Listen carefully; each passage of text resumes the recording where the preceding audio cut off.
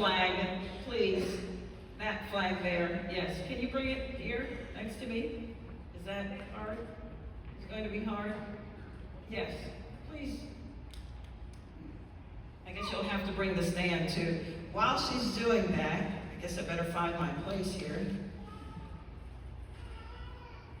And I know you're wondering, what in the world is this about? Yes, ma'am. All right. Thank you. Let's take a look at this little flag here. Turn it around. Yes, we gotta turn it this way. Yes. So we can all see it. Okay. So good evening again. Graduates. Here you are. Look how powerful you are. All of us are gathered here for you. Family, good to see you. Pastors, faculty, wonderful to be with you. The entire Atlantic Shores Christian School, we're so glad to be with you. It's truly an honor, really, for me to stand here to celebrate this remarkable milestone with the class of 2025. One day you'll be my age and it won't be such a big deal. This is your moment, though. Revel in it. When you walk across the stage, take your time. You won't have this moment again. So slow down, think about it, shake your hand, and just enjoy it. Don't rush it. The ceremony reflects not only your achievement, but the collective effort of a Christ-centered community that believes in you. I have this flag here, and I want to talk to you about this flag.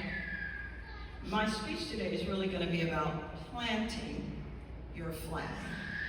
Taking a stand is what you're really going to be doing. You're officially adults. That's what they're telling us.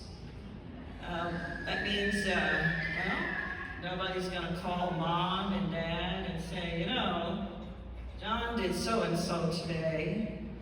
Yes, or Sandra did so-and-so today. I need you to come to school.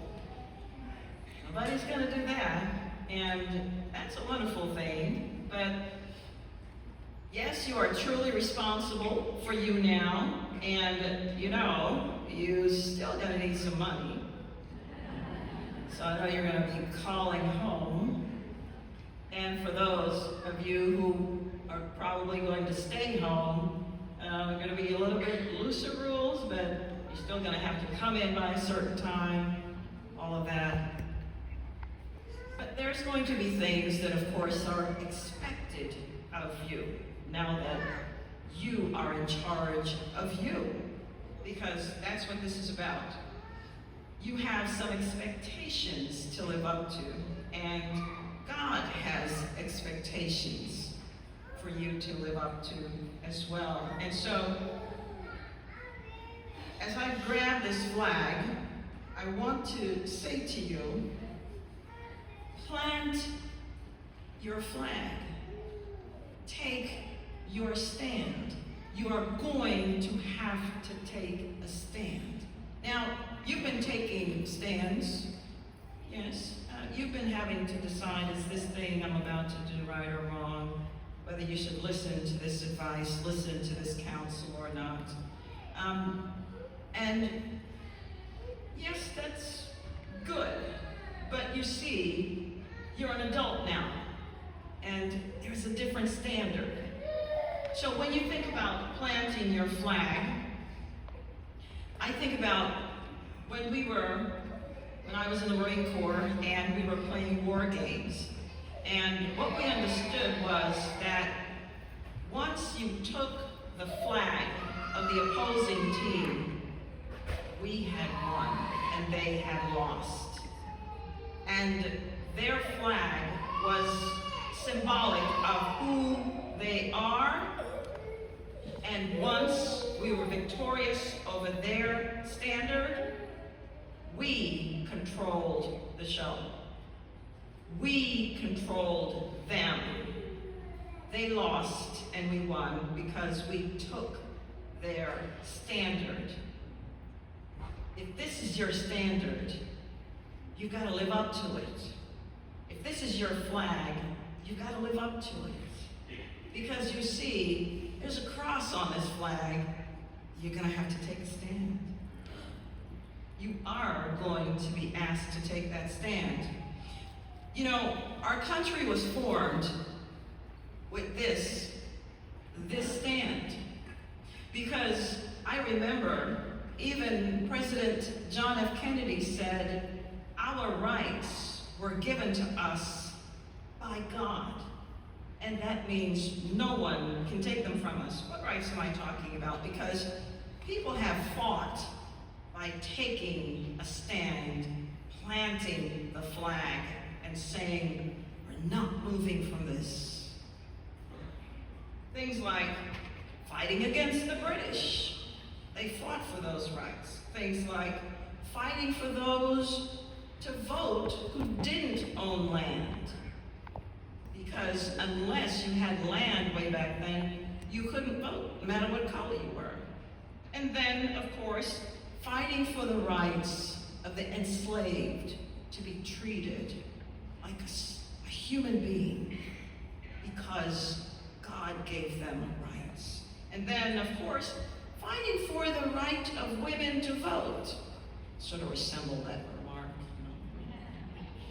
And then, fighting for the rights of the disabled. Think about that. Fighting for education rights, for housing rights, fighting for veterans, fighting for the right to speak, your First Amendment right, and then fighting for the right not to speak, your Fifth Amendment rights, fighting to defend yourself, your Second Amendment right, fighting, and this is going to be part of your fight, I believe.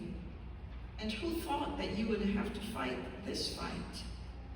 Fighting for biological girls not to compete against biological males. Fighting for the rights of parents to choose where to send their children to school or how to educate their own children. You're always going to have to plant your flag and take that stand. This year we had a bill come through, passed the Senate, went over to the House, and it said this: unless you can prove to the local public school superintendent that you have deeply held religious beliefs, if you homeschool your child, then you're going to have to put your child back in public school. Yes, you will always have to plant the flag and take a stand. It has been said, for example, that we have about 35 million, it's an exaggeration, 35 million different laws chasing the 10 Commandments.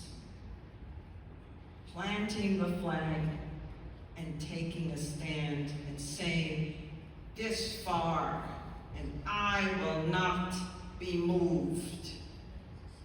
This is what it's like to take a stand. So, when you take that stand, what does it mean? Well, I'm glad you asked. It's a very good question. You're going to have a strategy when you take that stand. Let me tell you what I think. You're going to have thoughts, for example, when you take that stand, whatever that stand is, you'll never make it. Nobody else will be there to help you. Nobody else will be there to support you. You're on your own. You're not good enough. Whatever it is, fill in the blank. Or, if it's not your thoughts, then you're going to have someone actually telling you that you're not going to make it. What if you lose? What if you lose your job, lose your friends, lose your family? What if? here's the thing. Grab the flag. Take a stand. Plant your flag. You're going to be tempted to remain silent. But remember what happened with Esther. Because Esther was told by her uncle when she decided that she was going to remain silent, he said to her, "Sister girl," because they were Southern Jews,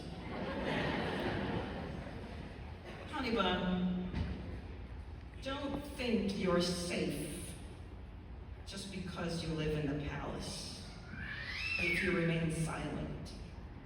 Because help will come from somewhere, but you will not be safe." Think about that.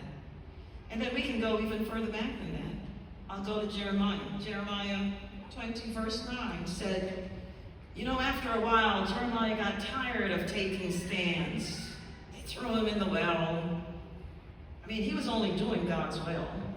Throw him down the well, hold him back up, cut up the voice, the paperwork that he had. We call it the Bible at the time, And the king would just let him speak and then tear it up and throw it in the fire. He'd speak some more, tear it up, throw it in the fire, And so Jeremiah finally said to the Lord, I say to myself, I'm not doing this anymore. But then he said, it's like a fire shut up in my bones. Your words are like that fire, shut up in my bones. And I can't keep it in. And so planted the flag, and he took a stand. And then, coming forward, I think of none other than Dr. Martin Luther King Jr., who, when he was going through, he took a stand. He planted his flag. And he said, in the end, it's not the insults that I remember. It's the silence of my friends. That's what I remember. So remember, sometimes you're going to walk and it's going to be a lonely walk. But you've got to take that stand. Plant that flag. Take that stand. Let me give you a strategy as you're doing that. It's called ACT. Acknowledge what you're feeling as you're going to take that stand. Acknowledge the consequences. It may come to be that consequence or it may not, but acknowledge it. The next thing I would say is control. Control your thoughts. The Bible says to take every thought captive. 2 Corinthians 10:5, because they must not crowd out the word of the Lord who says, do a thing or don't do a thing. And then be thankful. The T. Acknowledge, captive, control, thankful. Thank the Lord that he will see you through it, no matter how, no matter what. Plant your flag. Take that stand. Ladies and gentlemen, I leave you with this. Your job is none other than to make the darkness tremble. That's what you are doing when you plant that flag and you stand, and you stand, and you stand no matter what. You stand, for God is with you and will not abandon you. God bless you all, and God bless America.